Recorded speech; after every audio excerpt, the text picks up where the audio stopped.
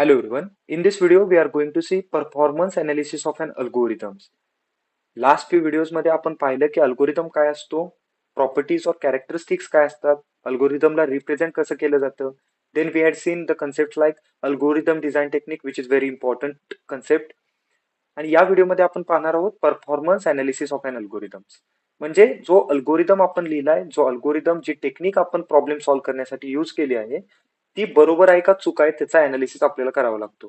ती बरोबर आहे का चूक आहे याच्यापेक्षा ती पॉसिबल सोल्युशन्स प्रॉपर टाइम मध्ये देते की नाही, किंवा तो अल्गोरिदम रन होण्यासाठी किती टाइम लागतो, किती स्पेस लागतो, या अनालिसिसच्या दोन टेक्निक्स आहेत. ह्या मोस्ट इम्पॉर्टंट आहेत. इन फ्युचर आपण एखादा प्रॉब्लेम सॉल्व्ह केला, एखादा अँसर जनरेट केला, एखादा अल्गोरिदम डिझाईन केला, तर त्याचे दोन मेजर्स मोस्ट इम्पॉर्टंट आहेत.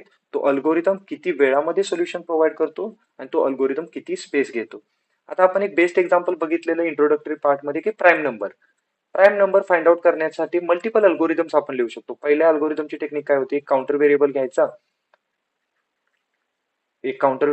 एक फॉर लूप चालवायचं आणि सोल्युशन फाइंड आउट करायचं. सेकंड असतं की रिकर्सिव्ह कॉल करून एक फंक्शन लिहायचं, प्रत्येक नंबरसाठी ते फंक्शन रन करायचं आणि फंक्शन रन केल्यानंतर जे आपल्याला सोल्युशन येतंय ते कशात तरी स्टोअर करायचं आणि एक फायनल सोल्युशन जनरेट करायचं. म्हणजे डिफिकल्ट प्रॉब्लेम सॉल्व्ह करण्यासाठी आपण रिकर्सिव्ह कॉल मेथड वापरतो. म्हणजे multiple time same technique apply करायची आणि सोल्युशन प्रोव्हाइड करायचं. एक फंक्शन लिहावं लागतं. फंक्शन कसंही असू शकतं, म्हणजे प्राईम नंबरचं असू शकतं, ऑड इव्हन नंबरचं असू शकतं, ते आपण चेंज करू शकतो बाय कोडिंग. बट यामधला कोणता टेक्निक म्हणजे counter and for loop use करून व्यवस्थित अल्गोरिदम सोल्युशन प्रोव्हाइड करतोय का, recursive call method technique use करून सोल्युशन प्रोव्हाइड करतोय का. दोन्ही टेक्निक ह्या पॉसिबल सोल्युशन आपल्याला देणारच आहेत. लाईक दोन नंबर आपण इनपुट केला तर ते म्हणणारच आहे की हा प्राईम नंबर आहे, आणि हा अल्गोरिदम सुद्धा आपल्याला सांगणार आहे की हा नंबर प्राईम आहे. बट कोणता अल्गोरिदम मिनिमम टाइम मध्ये आपल्याला सोल्युशन प्रोव्हाइड करतो आणि कोणता अल्गोरिदम आपल्याला मिनिमम स्पेस मध्ये सोल्युशन प्रोव्हाइड करतो, हे मोस्ट इम्पॉर्टंट आहे. म्हणजे हा जर अल्गोरिदम आपल्याला 1 मिनिट घेत असेल आणि सपोज 1 MB स्पेस यूज करत असेल, मी जास्त कन्सिडर करतोय, हे within a fraction of second मध्ये कन्सिडर केलं जातं आणि केबी मध्ये किंवा मिनिमम मेमरीमध्ये हे सोल्युशन प्रोव्हाइड करतं. बट आपण एक एक्झाम्पल साठी बघूया की रिकर्सिव्ह मेथड जी आहे ती 1 मिनिट आणि 1 MB स्पेस घेते, 1 मिनिट टाइम आणि 1 MB स्पेस. आणि काउंटरची जी मेथड आहे ती सपोज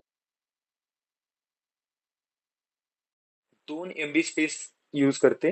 तर आपल्याला या मेथड वरून, म्हणजे या मेजर्स वरून आपल्याला सांगता आलं पाहिजे की बाबा हा अल्गोरिदम, ही टेक्निक बेस्ट आहे, कारण ही मिनिमम टाइम मध्ये आणि मिनिमम स्पेस मध्ये सोल्युशन प्रोव्हाइड करते. सपोज हे असं असतं तर, म्हणजे काउंटर अँड फॉर लूपची मेथड जी आहे ती 1 मिनिटात सोल्युशन प्रोव्हाइड करते, आणि रिकर्सिव्ह मेथड जी आहे ती 2 मिनिटात सोल्युशन प्रोव्हाइड करते, आणि दोन्ही algorithm 2-2 MB memory space use करतायत. तर आपण म्हणलं असतं की बाबा विदिन अ टाइम, म्हणजे कमीत कमी टाइम मध्ये आपल्याला काउंटरची मेथड सोल्युशन प्रोव्हाइड करते आणि ही मेथड बेस्ट आहे. त्यामुळं इन फ्युचर कोणताही प्रॉब्लेम आपण ह्या सिलेबस मध्ये सॉल्व्ह करणार आहे, त्याची आपण टाइम कॉम्प्लेक्सिटी आणि स्पेस कॉम्प्लेक्सिटी काय आहे हे बघणं गरजेचं आहे, आणि तो किती टाइम मध्ये किती स्पेस मध्ये आपल्याला सोल्युशन प्रोव्हाइड करतो हे अंडरस्टँडिंग असणं महत्वाचं आहे. म्हणजे इथे जसं सिम्पल वर्ड्स मध्ये एक्सप्लेन केले, like performance analysis means checking how good or bad and algorithm is. म्हणजे सोल्युशन प्रोव्हाइड करणारे अल्गोरिदम आपण लिहितच असतो, म्हणजे कोणत्याही टेक्निकला यूज करून तो अल्गोरिदम सोल्युशन प्रोव्हाइड करणारच आहे. बट त्याला अनालाइज करण्याच्या मेथड ज्या आहेत त्या टाइम कॉम्प्लेक्सिटी आणि स्पेस कॉम्प्लेक्सिटी. म्हणजे तो अल्गोरिदम किती टाइम मध्ये सोल्युशन प्रोव्हाइड करतो आणि किती स्पेस त्याला प्रॉब्लेम सॉल्व्ह करण्यासाठी लागते. म्हणजे ती मेमरी वाली यूज करते, मेमरीचा जो तुमच्या डिव्हाइस मध्ये जी मेमरी आहे त्याचा यूज करते. आणि टाइम तर आपल्या सगळ्यांना मिळालेलं जे विदिन टाइम आहे 24 hours इन अ डे, ते त्यामधून किती वेळात आपल्याला सोल्युशन प्रोव्हाइड करतं. त्यातल्या त्यात आपण मोस्ट इम्पॉर्टन्स देतो टाइम कॉम्प्लेक्सिटी साठी. म्हणजे जरी आपण याच्यात कम्पॅरेटिव्ह अनालिसिस केला की टाइम कॉम्प्लेक्सिटी इम्पॉर्टंट आहे का स्पेस कॉम्प्लेक्सिटी, तर आपण टाइम कॉम्प्लेक्सिटीला जास्त इम्पॉर्टन्स देतो, कारण सगळ्या लोकांना, वर्ल्ड मध्ये जे सगळे लोक आहेत त्यांना 24 hours एवढंच टाइम दिवसामध्ये भेटतं. स्पेस व्हॅरी करू शकतो, स्पेस डिफरंट डिफरंट असू शकतो. कोणाच्या डिव्हाइसला 2 TB स्टोरेज असू शकतं, कोणता तरी डिव्हाइस असेल तो 512 MB चाच असू शकतो, किंवा कोणता डिव्हाइस 1 GB चा असू शकतो, कोणाचा 100 TB चा असू शकतो, कोणाचा GB मध्ये असू शकतो. तर आपण टाइम कॉम्प्लेक्सिटीला जास्त इम्पॉर्टन्स देतो ओव्हर स्पेस कॉम्प्लेक्सिटी, कारण टाइम जे आहे ते मिनिमम आहे, लिमिटेड आहे आणि प्रत्येकासाठी सेम आहे. म्हणजे 24 hours मध्येच आपल्याला काहीतरी करायचं आहे. प्रत्येकाला दिलेल्या ठरलेल्या टाइम मध्येच काही ना काहीतरी करायचं आहे. स्पेस थोडासा जास्त कमी जास्त झाला तरी चालेल. म्हणजे कोणताही अल्गोरिदम, सपोज एक अल्गोरिदम 1 MB स्पेस घेतो आणि 10 मिनिट टाइम लावतो, आणि दुसरा अल्गोरिदम 2 MB स्पेस घेतो बट 1 मिनिटामध्ये सोल्युशन प्रोव्हाइड करतो, तर आपण ह्या अल्गोरिदमला बेस्ट अल्गोरिदम म्हणून कन्सिडर करू शकतो, कारण तो मिनिमम टाइम मध्ये आपल्याला सोल्युशन प्रोव्हाइड करतो. आणि time is the most important. आपण खूप वेळा म्हणतो की टाइम इज द मनी, हे ह्याच्यामध्ये सुद्धा आपण कन्सिडर करायचं आहे. देन अल्गोरिदमला अनालिसिस करण्याच्या 3 टाइप्स आहेत. First one is a best case, second one is the worst case and third one is a average case.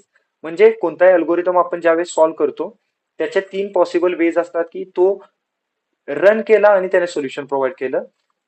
Second असतो की वर्स्ट केस, रन केला, एंडला सोल्युशन भेटलं किंवा सोल्युशन भेटलंच नाही, सपोज एखादा, आपण बेस्ट एक्झाम्पल घेऊया त्याचं. आणि last one is average case, म्हणजे रन केला आणि मिड ऑफ द प्रॉब्लेम, म्हणजे मिनिमम टाइम मध्ये पण नाही आणि मॅक्सिमम टाइम मध्ये पण नाही, मिडल ऑफ द टाइम आपल्याला सोल्युशन भेटलं. आणि वर्स्ट केस मध्ये आपण म्हणतो की सोल्युशन भेटलंच नाही किंवा एंडला भेटलं, अशाला वर्स्ट केस म्हणतो. म्हणजे 3 केसेस आहेत, बेस्ट केस, वर्स्ट केस आणि ऍव्हरेज केस. बेस्ट केस म्हणजे आपण अल्गोरिदम रन केला आणि आपल्याला सोल्युशन भेटलं. सेकंड इज वर्स्ट केस, आपल्याला सोल्युशन भेटलंच नाही, नो सोल्युशन, किंवा एंडला भेटलं, म्हणजे कुठला तरी काय प्रॉब्लेम असेल त्याच्या सगळ्यात शेवटच्या टाइमला किंवा खूप वेळ रन केल्यानंतर आपल्याला सोल्युशन भेटलं. आणि ऍव्हरेज केस म्हणजे ते सुरुवातीला पण नाही भेटलं आणि मिडललाच कुठंतरी भेटलं आणि एंडला पण नाही भेटलं, म्हणजे मिडल ऑफ दी प्रॉब्लेमला आपल्याला सोल्युशन भेटलं. एक 10 मिनिटाचा टाइम ठरलेलं आणि 5व्या मिनिटाला आपल्याला सोल्युशन भेटलं, त्याला आपण ऍव्हरेज केस म्हणतो. आपण एक याचं बेस्ट एक्झाम्पल असं म्हणू शकतो की इंस्टाग्रामवर आपण एखादं प्रोफाईल सर्च करतोय किंवा युट्यूबवर एखादा व्हिडिओ सर्च करतोय. सपोज तुम्ही युट्यूबवर माझ्या चॅनलचा किंवा माझा हा व्हिडिओ सर्च करताय, तुम्ही सर्च बॉक्समध्ये हे टाकलं की performance analysis of an algorithm, हा एक व्हिडिओ आहे, performance analysis of an algorithm. Search केलं, सर्च केल्यानंतर फर्स्ट पोझिशनलाच माझा व्हिडिओ आला, इथं फर्स्ट पोझिशनलाच माझा व्हिडिओ आला. तुम्हाला सोल्युशन भेटलं तुमच्या प्रॉब्लेमचं की काय, जो व्हिडिओ पाहिजे तो तुम्हाला पहिल्याच पोझिशनला भेटलाय, बेस्ट केस असेल. सेकंड इज, आपण ऍव्हरेज केस बघूया. तुम्ही N number of video scroll केले, एक 100 व्हिडिओ पर्यंत स्क्रोल करत गेला आणि नंतर तुम्हाला व्हिडिओ भेटला, तर ती आपण ऍव्हरेज केस म्हणूया. आणि वर्स्ट केस अशी असेल की तुम्ही सगळे व्हिडिओ बघितले, सगळा युट्यूब इकडून तिकडून बघितला, मराठी, हिंदी, इंग्लिश सगळं टाकून बघितलं, खूप ट्राय केला, खूप प्रयत्न केला, तरीही तुम्हाला तो व्हिडिओ सापडलाच नाही, म्हणजे युट्यूबवर अवेलेबलच नाही असं दाखवलं. किंवा खूप सगळ्यात शेवटी, म्हणजे 1 तास, 1.5 तास, 2 तास टाइम गेल्यानंतर हा व्हिडिओ तुम्हाला सापडला, तर त्याला आपण वर्स्ट केस म्हणू शकतो. याच्यापेक्षा सिंपल एक्झाम्पल जर म्हणायचं तर, इंस्टाग्रामवर कुणाच तरी प्रोफाईल तुम्ही सर्च करताय, सर्च केलं आणि पहिल्याच पोझिशनला त्याचं नाव आलं, बेस्ट केस असेल. ऍव्हरेज केस साठी कन्सिडर करायचं तर आपण 10-11 नावं सर्च केली, 10-11 नाव युजर नेम स्क्रोल केले आणि त्याच्यानंतर इथं सोल्युशन भेटलं, तर आपण त्याला म्हणू की ऍव्हरेज केस. खाली पण नाही गेलो आणि इथं आपल्याला सोल्युशन भेटलं, ही ऍव्हरेज केस. आणि वर्स्ट केस जर म्हणायची झाली तर ती वर्स्ट केस इथं असेल की बाबा खूप सगळं सर्च केलं आणि त्या लिस्ट मधले, सपोज आपण XYZ नावाचं प्रोफाईल सर्च करतोय आणि XYZ आपल्याला सगळ्यात शेवटी सापडलं, तर ती वर्स्ट केस असेल. किंवा XYZ जर सापडलंच नाही इंस्टाग्रामवर, प्रोफाईल नॉट फाउंड जर आलं, तर आपण त्याला म्हणू शकतो की ही वर्स्ट केस आहे, माझा टाइम सगळा गेला बट मला सोल्युशन भेटलं नाही, ही वर्स्ट केस असेल. तर ह्या 3 मेथडमध्ये आपल्याला अल्गोरिदम अंडरस्टँड करायचा असतो. अल्गोरिदम सॉल्व्ह करायचे टेक्निक्स वेगवेगळे आहेत, त्या सॉल्व्ह केल्यानंतर आपल्याला टाइम आणि स्पेस कॉम्प्लेक्सिटी मध्ये त्यांना डिफाईन करावं लागतं. आणि त्या टाइम आणि स्पेस कॉम्प्लेक्सिटीला 3 पार्ट मध्ये डिवाइड केलाय: best case time complexity, worst case time complexity and average case time complexity. Time और स्पेस कॉम्प्लेक्सिटी मोस्ट कॉमनली आपण आता कन्सिडर करणार आहे टाइम कॉम्प्लेक्सिटी. तर या 3 पार्ट मध्ये आपल्या टाइम कॉम्प्लेक्सिटीला डिवाइड केलं जातं. आणि अल्गोरिदम डिझाईन टेक्निक जे आहेत त्या मेथडने आपण एक अल्गोरिदम बिल्ड करणार आहे, त्या अल्गोरिदमचे सोल्युशन फाइंड आउट करणार आहे, ते सोल्युशन बेस्ट आहे, ऍव्हरेज आहे का वर्स्ट आहे हे फाइंड आउट करणं आपलं काम आहे. म्हणून आपल्या सब्जेक्टचं नाव आहे design and analysis of an algorithm.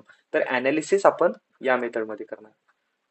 Analysis, design आपण बघितलं की वेगवेगळ्या टेक्निक्स होत्या, brute force, then divide and conquer, dynamic programming, backtracking and branch and bound ह्या डिझाईनचे टेक्निक्स आहेत.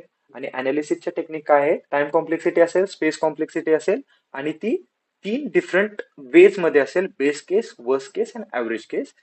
तर हे आपण आपल्या सिलेबसमध्ये पाहणार आहोत. याला न्यूमेरिकल सोल्युशन्स आहेत, न्यूमेरिकल प्रॉब्लेम्स आहेत, ते आपण नेक्स्ट अपकमिंग व्हिडिओज मध्ये बघूया. नेक्स्ट अपकमिंग व्हिडिओज मध्ये आपण पाहणार आहोत asymptotic notation, which is most important concept, जी सेमिस्टर एक्झाम मध्ये किंवा गेट एक्झाम मध्ये किंवा कोणतीही डाची एक्झाम असेल त्याच्यामध्ये मोस्ट कॉमनली विचारली जाते. तर ती आपण अपकमिंग व्हिडिओ मध्ये पाहणार आहोत, म्हणजे याच्या नेक्स्ट व्हिडिओ मध्ये पाहणार आहोत. That's it in this video. Thank you.